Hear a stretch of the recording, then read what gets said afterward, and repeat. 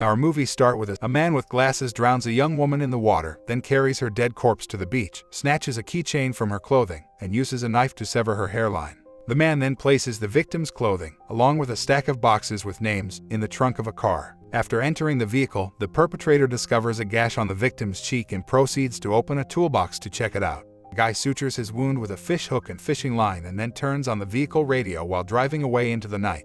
In Port Fortune, Louisiana, a mother tries to retrieve her daughter when she can't fit Jack into the bathtub. She bathes the kid outside in a plastic basin, which the girl doesn't seem to mind. Later, Jack becomes interested in a TV news program about a girl who was taken from her house, but his mother flips the channel. When Denise attempts to admire Jack's braids, they rush to meet her at a residence near the docks where she would watch Jack while they are gone. The girl smacks her in Denise's hand, but her mother corrects her as she departs to play with Denise's son Beau. Following a conversation, Denise turns to the mother Tony with a concerned expression. Concerns about Jack's irregular behavior are expressed by Denise. This is especially offensive to Tony when Denise advises that she take Jack somewhere else. Tony counters that she cannot afford to send Jack to a quality childcare center, but Denise reiterates that their arrangement was only temporary. After receiving an apology from Denise and a deadline of Friday, Tony gives up and leaves. When Tony begs her supervisor for a favor to make money quickly at her waitressing job in a shabby diner, the boss informs her she must help a man called Lee who is dozing off at a neighboring table, to Tony's dismay. While waiting, the man with the glasses pulls into a gas station to fill up.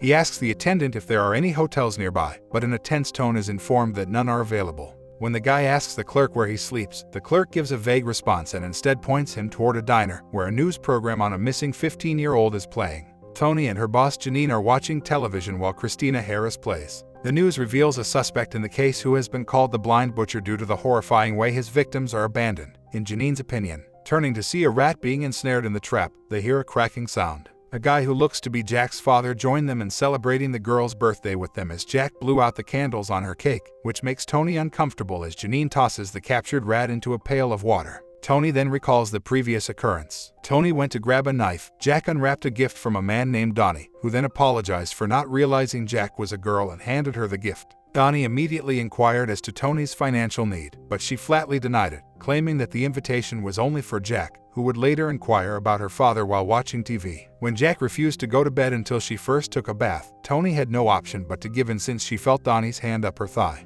Danny kept an eye on Jack in the bathtub while Tony reorganized the kitchen. When Tony heard Jack scream, Tony ran to the bathroom and found Donnie holding the girl's head. Donnie claimed that Jack was moving around so much that he lost patience and hit the girl. As Tony tried to calm her down, Jack repeatedly sprayed Donnie with the toy gun. Tony attempted to grab Danny but instead slammed her against a wall, knocking her unconscious. When Tony awoke, Jack was floating face down in the bathtub. She removed the infant, gave her CPR, and finally brought her back to life. As she stares at the drowned rat in the bucket, Tony suddenly remembers what happened as a vehicle passes past the back of the cafe. As the driver looks on as Tony throws away the garbage in the kitchen, she unsuccessfully asks one of her coworkers for a babysitter as Janine informs her that she has a client. The man with glasses orders 100 hamburgers from Tony and lays them on the table. The man tells Tony that he simply wants to speak, but Tony dismisses him since he seems like another regular client. She then takes the money, gives it to the man, and entertains him. Alex introduces himself and asks about Tony's life, but she immediately gives the idea that he is from out of town by refusing to answer any of his inquiries. Alex is taken aback by Tony's direct and no-nonsense demeanor, and when he finally inquires about her residence since Tony believes she has learned what the guy truly desires from her, Jack's screams can be heard coming from the kitchen. Tony, furious at Jack's behavior, rushes to discover her daughter's face smeared in blood before pursuing and confronting Denise outside the back door. The other day, Tony attempts to argue but Denise only repeats that Jack has a problem, leaving Tony yelling in disgust. Later, Tony spends time with Jack at home while convincing her daughter to eat despite the fact that their house's power is out. Tony recalls another incident from the past, when she was younger and found two females in her room. One of them, Meredith, informed her that she had failed to locate her sober stole. Tony was in a desperate state when Meredith convinced him that they could still succeed without the drugs with the assistance of the other girl and her cousin Sunny. Since Tony had no one else to turn to and Sunny was certain her approach would work, they prepared the supplies in her room. Tony agreed that the situation would be solved in 3 days. Tony covered her legs with a blanket after taking off her jeans and underwear. Tony was ordered not to move, even if it hurt, as Sunny pulled out a sharp-looking instrument. Sunny had begun putting the tool between Tony's legs while the latter cried in agony, but the procedure was interrupted. When Tony changed her mind, she returned to the kitchen with Jack and swapped out the child's supper for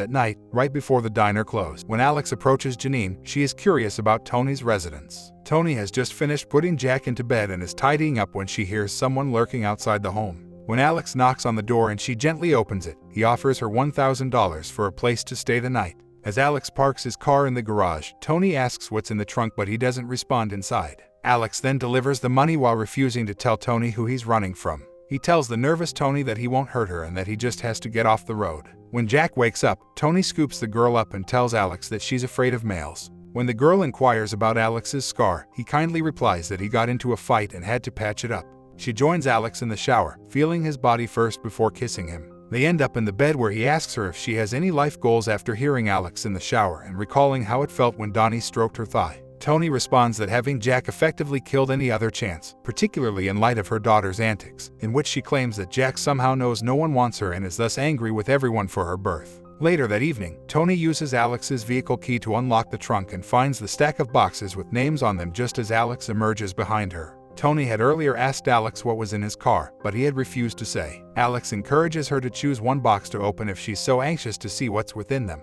Tony, who is terrified, chooses a box with the name Ollie and opens it at Alex's suggestion. Tony lifts the lid, gags at the contents, and backs away while whimpering in terror as Alex brandishes a knife. Alex, pulling his skin up to the neck to expose the horrifying flesh beneath. The following morning, Jack wakes Tony, who had been dozing off on the couch, by pointing out a strange woman who is waiting at the doorway. When Tony wonders who the stranger is, the woman just summons her to the kitchen for coffee. Tony repeatedly asks the weird lady for her name, informing her that Alex seems to be the blind butcher based on the news. The woman replies that Alex is an Indiana sales clerk, but Tony gets sick of her cryptic remarks. After the lady identifies herself as Alex, Tony verifies it by observing man's eyes in hers. Alex informs Tony about the skin suit she wears, called Alternatives We, which stimulates both appearance and sensation. At Tony's inquiry, Alex admits she's changed appearances 18 times and that she's allegedly escaping from a man named Mr. Gray. Alex reassures Tony that she doesn't want to remove her skin instead of only answering her inquiries. Mr. Gray is an evil creature that resembles a person and has an insatiable taste for human skin. He reportedly hired her to help him amass enough skins to last a lifetime, but Mr. Gray never appeared to be satisfied.